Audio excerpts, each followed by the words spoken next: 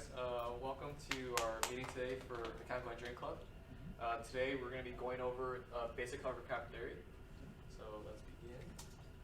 So what we're going to cover in this presentation, we're going to cover what is a hovercraft, how a hovercraft works, the types of hovercraft, how a hovercraft is built, and then we're going to have a small discussion about what we think we would want to see in a hovercraft, because we're actually planning on building a hovercraft during like the winter semester to kind of be a placeholder as something we can work on while we're also doing the HPC project at the same time. So I messed up the order on that part. Forget that. You guys got that? You guys? Yeah. It's fine, guys. All right. So what is a hovercraft? So it's hovercraft is kind of like pretty self-explanatory in like what the name is. It is it's a vehicle that hovers. And specifically, it's an amphibious vehicle which can travel over on a cushion in air, generated by a fan. So it has one fan that is used to actually create the air cushion underneath it, and it can have a secondary fan to actually propel it forward. But there are some hovercraft which actually use a single fan to do both things. It just diverts the air two ways. So you see the fan is coming out this way. There's a duct that diverts it downwards, and then the other part that's open is what you use for propulsion. And this is an example of like the first hovercraft, well, practical hovercraft that was ever built. The Vickers VA3 in 1962. This was a British-made vehicle, and this one specifically was to be used as a ferry across like the English Channel. Wow, 57 years ago. Yeah. So how a hovercraft works? A hovercraft is actually a pretty simple machine when you break it down into like it's like the most like essential component. So the one thing that hovercraft needs in order to be a hovercraft, it needs to create a cushion of air underneath it to make it hover above the ground. And this cushion of air is made, like once again, of like the motor or the fan. And there's only two major factors that define like that cushion in air.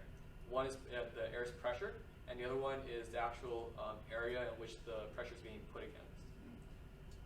So first, like what is pressure?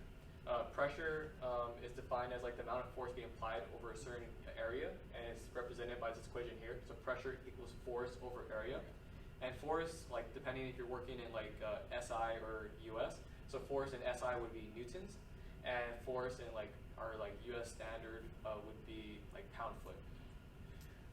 So in an area, once again, like SI would be meters, and in US standard it would be foot. So that's looking at pressure, and the other thing we need to look at is the area. So the good thing about a hovercraft is that it can be whatever you want in terms of like the general shape of it. So if you want, the hovercraft could be rectangular in shape, it could be circular in shape, it could be octagon, it could be a triangle, it could be like whatever you want. And the shape of it doesn't really matter in terms of visibility to actually like lift off or create that cushion of air. It's just like certain shapes have different characteristics when it comes to stability of your craft. So like let's say you're making a craft, and let's say you make it into like a triangle shape. And if you're not perfectly centered in that triangle, you're going to be kind of like more like tilted, more weight on like one side of the triangle, right? So that's why you want to have like a shape that's more, that you could disperse weight more evenly across it. Because like once again, like you got to think about it as like being like on top of a balloon. If there's more weight on one side of the balloon, you're going to be tilting down. But if you had like direct on the center, you're going to be pretty level, and then you'll be able to float. Does that mean we have to find wherever shape we pick, we have to know what the center is at? Yeah, we have to know the center right at. Okay. Yeah. And the other part that we like that's essential for this is that whatever the weight of our craft is, the force that's created by the pressure needs to equalize it. Because like from statics, like let's say like this is our hovercraft, and let's say I'm pushing down with a force of like, let's say like 100 pounds, right? If the force created by the pressure is only 50 pounds, that 100 pounds overcomes it, right? Yeah. So it's going to stay rooted on the ground. However, if the force created by the pressure equals that of the weight, it's going to be lifted up above the ground a certain level that's dictated by the size of your skirt, which is like the little like kind of like balloon you see around the hovercraft. And with that, that's how you're able to float across. Oh, I see. So, so from the previous slide, we know that pressure equals force over area. So the force of the cushion needs to equal the weight of the craft. So that means that if we do the math, that means like the force would equal to our pressure of the cushion multiplied by the area of the craft. And as long as the pressure times the area is equal to the weight, that's how you know that your hovercraft is going to work. And there's more calculations to actually measure pressure, but we'll cover that on a different PowerPoint once we get more of just the basics down. And another thing you're going to notice is that, like, okay, how come, what happens if I get the force greater than the weight? Like, does that mean like you're going to actually like fly? No.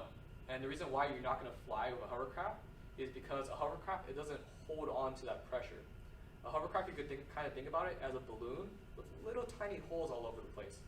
And so if there's little tiny holes in it, if you're blowing into a balloon, you're going to keep blowing and blowing and blowing, but as you're blowing, air comes out at the same time.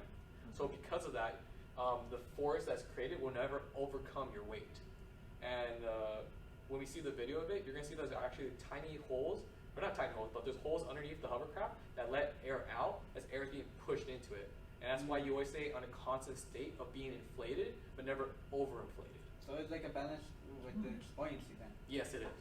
Yeah, like for hovercraft, they essentially work on the same principle as a boat. Like they work with Bernoulli's equation about buoyancy.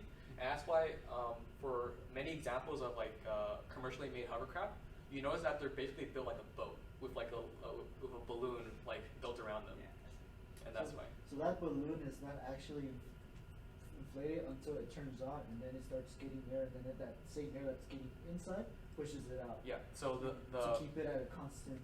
Like fill it up. Kind of like the same way it works with like a jumper you have at a party.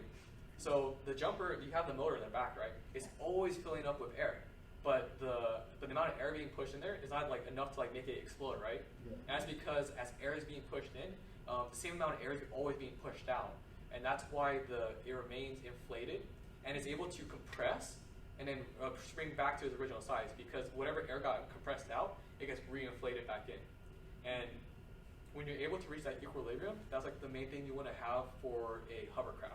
You don't want it overinflated, and you don't want it underinflated. You want it to reach that equilibrium where the force of the pressure will equal to the weight. And now for types of hovercraft.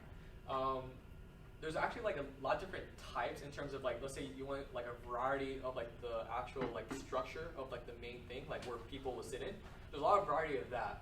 But in terms of the actual variety of like the types of like the skirt, which it actually like, inflates up and creates that cushion, there's the three main types. There's the open plenum. This was the original design of the hovercrafts back in the 60s. And essentially what it is that you have your flat surface, and it's pushing air down, and there's nothing really holding it in. You know, you're trying to push as much air down and force it out to the sides. So there's no real skirt around it. It's just pushing air down. Kind of reminds me of the concept of the hot air balloon. Yeah. Oh, well. Where you use the flames and it spreads upwards the balloon to stretch it out, and then the air from the sides right there, it comes out. Yeah, it works on the same thing, but instead of like using like hot air, which is like lighter to escape out, it's just using like raw force, just forcing air. And with that design, it works. The only problem with the open plenum is that it's very inefficient. You have to put a lot of work into creating that vacuum to force that air down and out. So it requires a very strong engine, and it's not very like fuel efficient. Afterwards, in the 70s, they came up with the peripheral jet.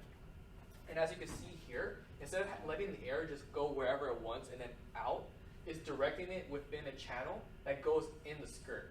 So you can imagine the kind of like the balloon being only around this area, and these part being hard. So the air is being forced into a small channel. And so the flow of it is really fast. Yeah, and when you blow air into a smaller channel, it's kind of the same thing like when you have a water hose. When you have a water hose and you pinch the end of it, the water comes out faster, right? There's more pressure, there's more force behind it. And it works in the same principle here. So by directing the air into a channel that then goes down into the skirt, which inflates, you're able to more efficiently inflate the balloon or like the skirt around it with a higher pressure. using the same exact amount of like work from the motor. And that was created during the 70s, and this is like the standard like formulation for like most modern day hovercraft. However, there is a small addition that can be made to the peripheral jet, which is the addition of a flexible skirt with fingers. And in the next slide, I'm going to show you exactly what the fingers look like, but essentially, this isn't much of like a major innovation.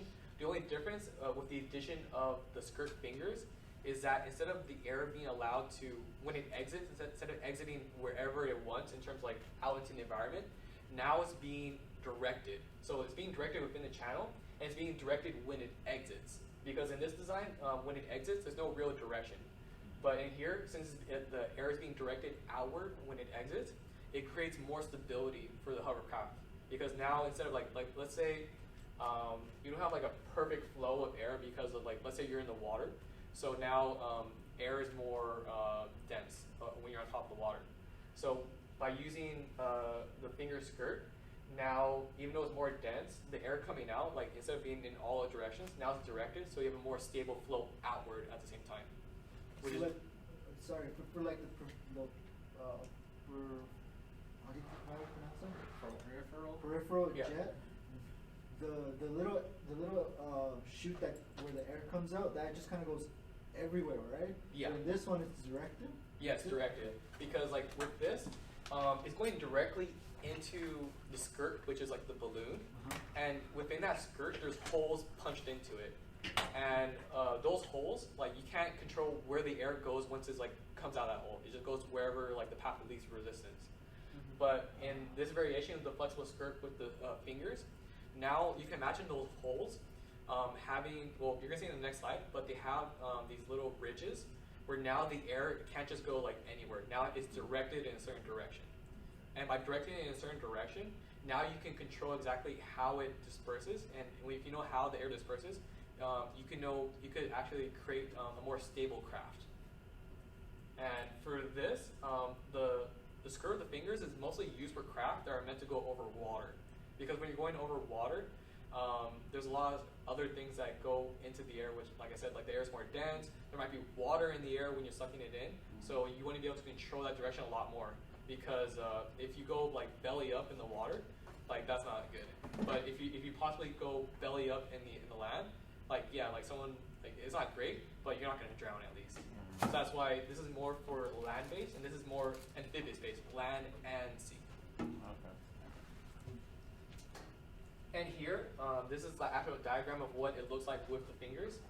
So over there, you see that that's the hull, and there's holes punched out into it to let air into the skirt and let it inflate. But now, when the air comes out of here, it flows up, it fills up the skirt, and when it comes down, now instead of just going anywhere when it comes out, these fingers direct the air outward instead of just letting it go. And that, Kind of like aileron kind of shit. yeah, like ailerons on the bottom. Yeah, and this is like a pretty like basic design. There's like patented versions of like where they kind of like mess around with the fingers and such, but overall like this is a pretty solid way of like making like any hovercraft. So it's like for the peripheral, it's like a open volume where the air just goes everywhere. Yeah. And this is like the concentrated funneling system where it actually has the direction to go. Yeah.